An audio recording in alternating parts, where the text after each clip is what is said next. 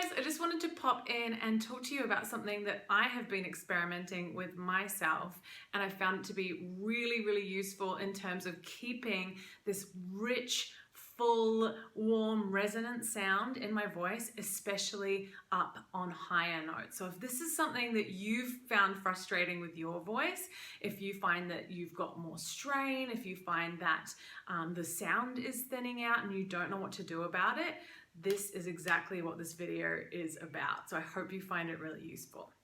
The first thing that I want to say is you need to make sure that your support is working correctly. So if you do not understand what sing from the diaphragm means, if you think you're doing it but you're still feeling like you're producing the sound or like forcing the sound out, pushing it from your throat, please make sure that you get that sorted. I've got videos, I will link to them below to get your breathing and your support figured out, because that is a huge part of having a thin, weak, strained sound. That you don't feel like you're producing the sound with your whole body. It feels like it's just being created and pushed from the throat. We don't want that. So that's the very first thing, get the fundamentals down. But on top of that, if you feel like you've nailed that, it's definitely not that part of the equation. I want you to experiment with your jaw. So I am going to do a few different jaw positions and sing a little section of Whitney Houston's "And I Will Always Love You." It's not going to be in the right key, but it's just as a demonstration. And I want you to see if you can hear the difference in my voice, just depending on what I'm doing with the lips and the jaw, because this has been a huge light bulb moment for me. So, first jaw position.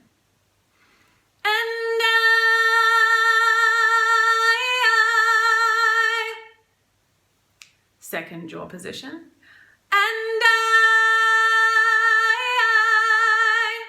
And final jaw position.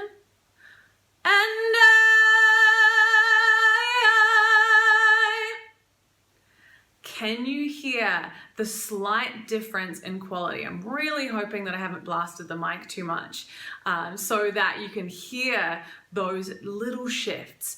So often it sounds a little bit tighter or brighter, particularly the more spread that I go. So when I had my lips going out and my jaw was kind of in this locked position, it's the thinnest sound. It also feels a little bit uncomfortable. It feels a little bit tight, like my body just wants me to give it a little bit more space. The second one is what I used to do. So I knew that I had to drop my jaw. I knew that that was going to feel best for me. It was going to create a little bit of a richer sound. It's going to have a bit more fullness to the sound. But I was doing it in a very wide way. So what I've been experimenting with, especially since I've gone to see a jaw physio, because I do have TMJ, shout out to anybody else that is experiencing that too. And she was saying that she didn't want my jawbone here to pop outwards when I lowered my jaw. So I've been doing stretches where I'm trying to get my jaw to drop straight down without pressure into these into my fingers. So if you can find the spot that if you go wide and down, you can hopefully see my fingers shifting there, that it's pushing into your fingers. Can you drop your jaw straight down without that movement into your fingers? That's what I was doing in that third and final jaw position. And it makes things so much easier, especially when we're talking about chest dominant mix or belting. I've noticed a huge shift in how easy it is to get those notes and sustain those notes when I'm not holding this extra tension and getting this jutting forward in my jaw. Now, like everything that I teach, I'm not telling you that open and wide is wrong and it's going to do any damage. You do you. You do what you like the sound and feel of, as long as it feels pretty easy to you. But I do want you to experiment with what happens if you have the jaw go straight down. Now it's going to take some practice. It took a lot of deep focused practice for me to do that.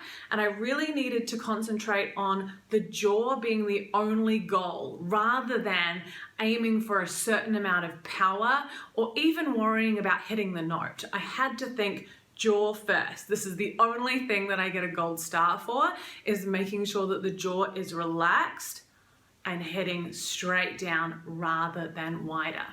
So if you're thinking, well, I want to be able to smile in performance, particularly those of you that are musical theatre singers, that is totally fine. Just know that it is going to change the sound of your voice and the way that it feels. So you might want to be selective about what notes you allow to spread and what notes you actually have the slightly more serious space where you drop it straight down. So it's always up to you. You've always got a choice.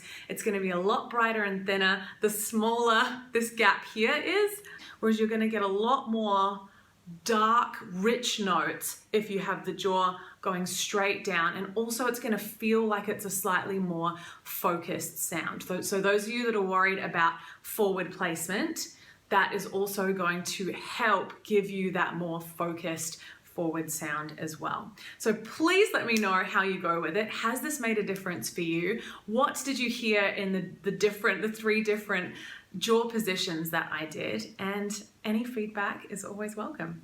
Have a great day.